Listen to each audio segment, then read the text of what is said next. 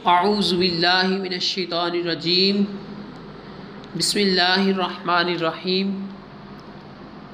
अस्सलामु अलैकुम वरहमतुल्लाहि वबरकातुहू। दोस्तों, उम्मीद है कि आप खैरियत से होंगे। दोस्तों, आज तौबा का मफ़हूम मैं आपके साथ शेयर करूँगा। तौबा का असल मफ़हूम अल्लाह ताला की तरफ रुजू करना है, अपने गुनाहों पर शर्मिंदगी। इमाम नववी रहमतुल्लाह अलैह के कलाम का ख़ुलासा ये है कि तौबा की 3 शराइत हैं। तौबा की 3 शराइत हैं। पहली शर्त क्या है? गुनाह से रुक जाना, यानी उस गुनाह को छोड़ देना, वो गुनाह ना करना। दूसरी शर्त क्या है? गुनाह पर शर्मिंदा होना, गुनाह करके उस पर शर्मिंदा होना।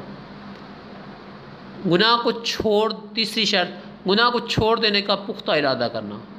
ये अब जो गुनाह आपने किया उसको पक्का छोड़ दिया है, अब उस गुनाह को दोबारा नहीं पकड़ेंगे। ये गुनाह छोड़ देने का पुख्ता इरादा करना है। अगर गुनाह की तलाफ़ी और तदारक हो सकता हो तो वो भी ज़रूरी है। जैसे अगर किसी ने नमाज़ें छोड़ी हो तो उसकी तौबा के लिए पिछली नमाज़ों की क़ज़ा पढ़ना भी ज़रूरी है। यूँ ही किसी ने दूसरे का माल चोरी या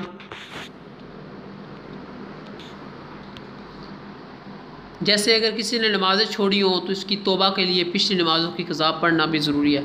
यूँ ही किसी ने दूसरे का माल चोरी या गस्बे या रिश्वत के तौर पर लिया है तो तौबा के लिए माल वापस करना भी ज़रूरी है। दोस्तों, अल्लाह ताला हम सबको सच्ची और पक्की तौबा करने की तौफ़ीक़ अता फ़रमाए। तौबा के 3 दर्जे हैं: गुनाह से रुक जाना, गुनाह पर शर्मिंदा होना, गुनाह को छोड़ देने का पुख्ता इरादा करना।